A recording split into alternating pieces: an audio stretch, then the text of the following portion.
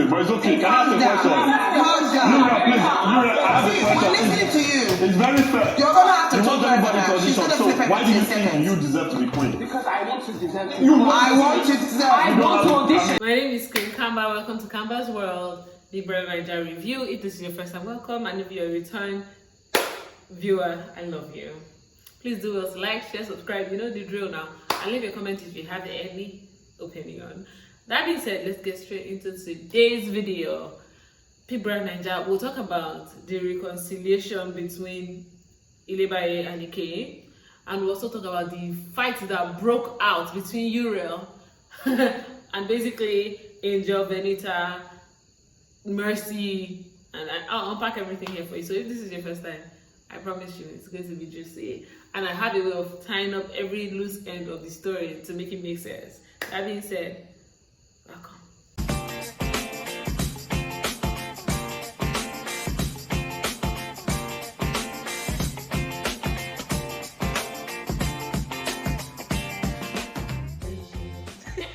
First, I would like to address the Ike Ilebaye saga.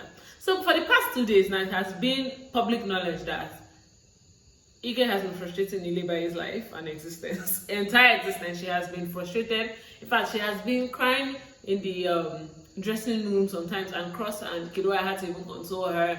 Doyin was trying to give her pep talk to encourage her not to break, because Ike had sworn and he was going to make sure he frustrated her till she breaks. Now we don't know why Ike has a vendetta against her. However, Ike is just Ike. And I'm just like, Ike steals gold coins. Okay, let me not say gold coins. Let me say money point coins for just play. Like, if I'm in the same house with Ike, or if you're in the house with Ike, you have two options. It's either he's your friend or he's your enemy. Because Ike will steal your coins, and he does not see anything wrong with it. So Ike is Ike. Ike has his way of doing things. He's just a funny person, honestly. Very likable, but very funny man. So I've noticed that Ike just has his own weird ways of doing things that on a normal day, like, why will you steal somebody's gold coins? It doesn't make sense, right? That's not for Ike. For Ike, that's the order of the day. It makes sense to him. So when he said that he wanted to just frustrate Ilebaye, honestly, I didn't feel like there needed to even be a reason, because Ike would do something just because he wants to do it. There might not even be any legitimate reason. He might just feel the need to, okay, this one already has to try. Let me give her one, let her be going home. Nothing personal. So I didn't think there was anything to it. However, I think after speaking to Mercy, he told Mercy that he's going to apologize to her because he did something wrong to her. He has been a lot of wrong things to the girl. Like, there was a time that they were trying to, like, she was cooking food. The day that Big Brother gave her and CC punishment to cook food, I think she was the one that was boiling or frying the meat, and they had decided that it would be 2 pieces per person, and Ike went and just playfully stole one meat, and Ilebaye now warned him and said, this one meat you stole, when is your turn? Like, when it's time to dish out everybody's food, I will not give you your complete portion. He was like, you try it now. And then when the time came, lo and behold, she gave him one. Not only did she give him one, she gave him a small piece, because for her, she felt like the time he took a big piece, so he has to take a small piece now to balance it out. So they've been having this back and forth, and he has been frustrating her. He has been throwing shade her way. So, but today, I don't know, for some weird reason, after speaking to Biggie during the diary session, he said he was going to apologize to her because he feels like she might be in the game for a long time and he might need her for his game. And one thing I have to admit is Ike is a very, very strategic human being. In this house, in this Biggie's house, like, he's one of the most strategic players ever. Very likable person with all of his antecedents. He's still a very likable person, honestly. Even though he steals gold coins, even though he looks for trouble here and there, he is still a very likable person. And just the fact that him and his ex, Mercy, are still friends says a lot about his personality. He's actually a very likable person, even though he's a troublemaker. So they've been having this back and forth. Anyway, he told Big Brother he's gonna apologize to her for his own game and for strategy, and also told Mercy. But he said he's not going to do it by himself. He doesn't want to go directly to her, so he would use white money as a mediator. Then it finally goes to that moment. White money, I honestly think that white money is the perfect mediator, honestly. White money has this old man wisdom. Like, he has his own way of being funny and doing some kind of mumu stuff on purpose because he wants to be funny. But when it comes to being serious, White Man is quite intelligent and he knows how to mediate and settle issues very well, because he really tried in this case. Because at this point, after all the things that Ike has done to frustrate Ilebaye, and just the fact that he said to her face, I will give you your third strike, that's a lot. I mean, that is something that a person will take very personal. So she wasn't really here for it. Doyin was, busy replying. See, I will say this. Doyin is a good friend.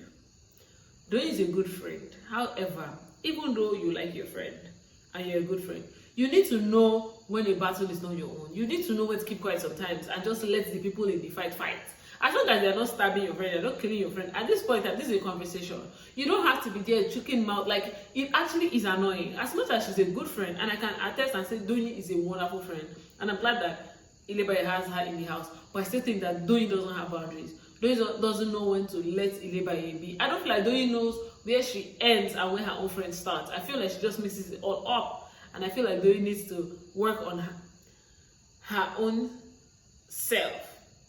Because trust and believe, I have no shade towards Doyin. Doyin is a good friend. Like, I've had moments in my life where I've also been very selfless, where I'm carrying other people's matter on my head, but it doesn't really end well because you cannot give what you don't have. So I feel like Doyin needs to take some time to give herself some love.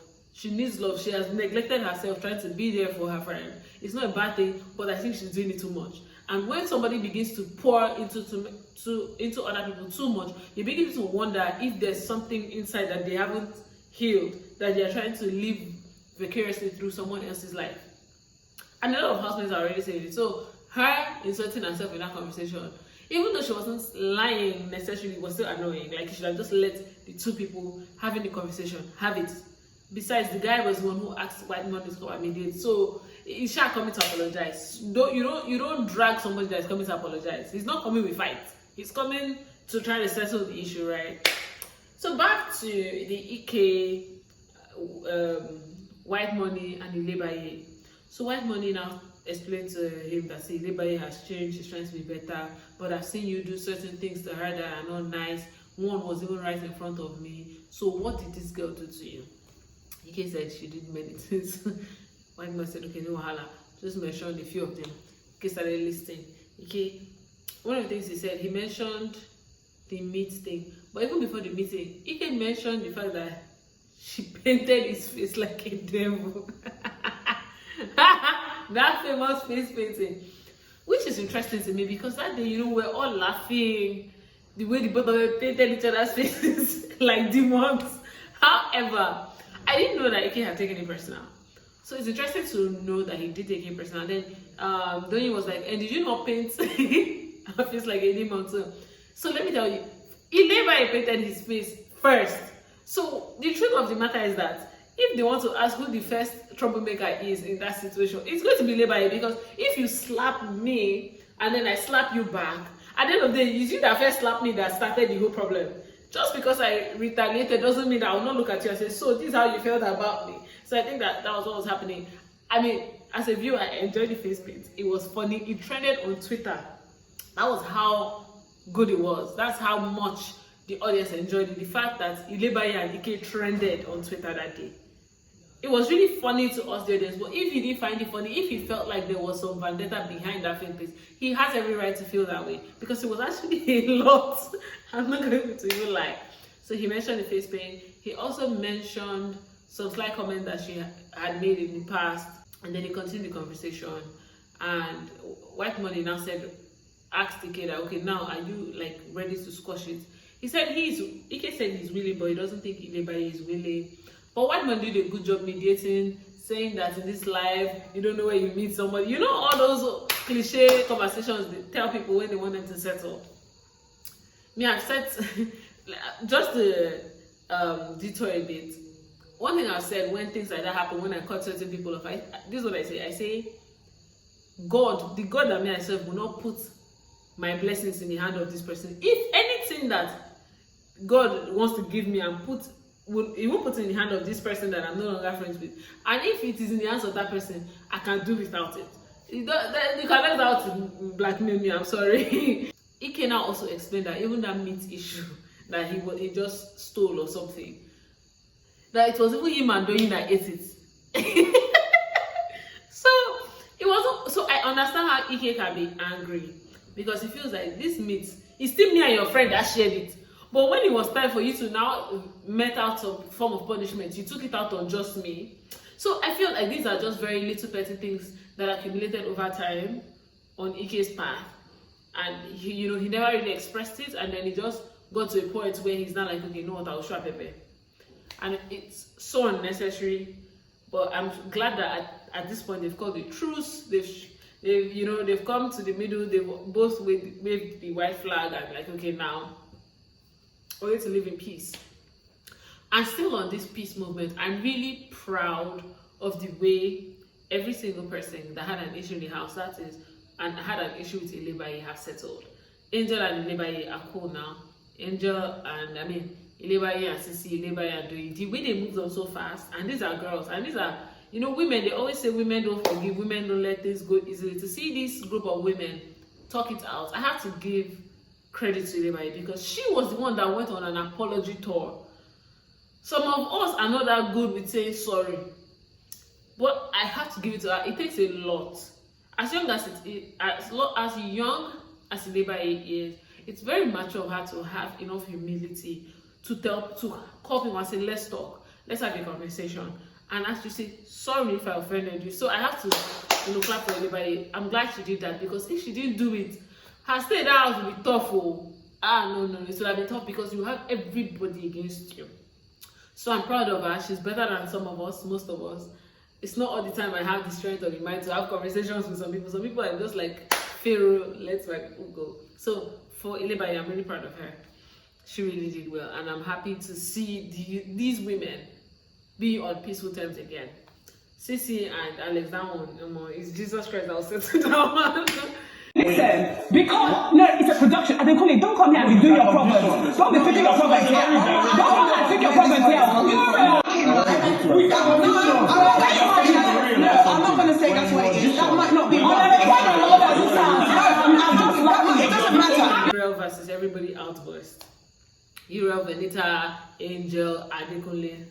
So when you look at it from one angle, like from the angle of everybody else, you see that it does it that Uriel just have wahala, because according to Angel, she has already done casting and she has already shared roles and she has put Uriel in the sound department, and this has been done like a day or two ago. Now, why is Uriel not claiming now that she wants to take the lead role of Queen in the movie and they're about to act? And that's what Angel's wahala. Angel's wahala is just that I've already casted you somewhere else. How are you going to share Queen with sound? So them giving her maiden, which is a small role, is because that role is not very challenging, so that she'll be able to double being a small cast member and being the role, and then working with sound. So just a light role, because once you give a person a role that, you know, has some level of magnitude, it might be a lot to juggle the two together. But you're really saying that for her, she doesn't have a problem juggling it. Besides, she feels like before they do casting, they should audition. They should audition in Big Brother's house, then the best actor should win the role. But for Angel and for Venita, it is already too late. Now, mind you, Angel is the script writer this time around and the creator, but Venita is the casting director. Now, Venita gave her friend Mercy the role of the queen, so it's also looking like, oh, you are just giving your friends whatever role they want, instead of looking at people who can actually act better. So the whole thing caused fight. And what's now even pained Uriel out of everything is that Mercy made a statement that you can never be queen.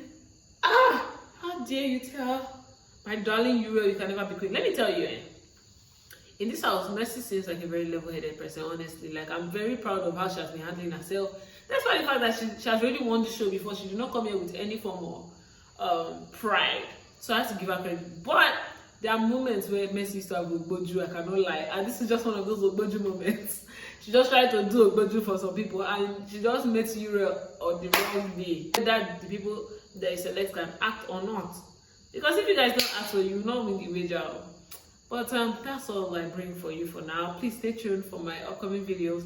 And if you just want to fill in the gap in some of the things that have happened in the house, you can also check out my older videos. That being said, thank you so much for staying with me. I love you. Thank you for watching. Leave a comment. Tell me what you think. Do you think that Uriel was overreacting? Do you think that Mercy should have said that? And what do you think about Ike? Is Ike the villain, or is he just interesting to watch? Is Ike the like one of those elements that make the show interesting, or is he just annoying and a villain? That being said, I'll see you in the next video. Bye.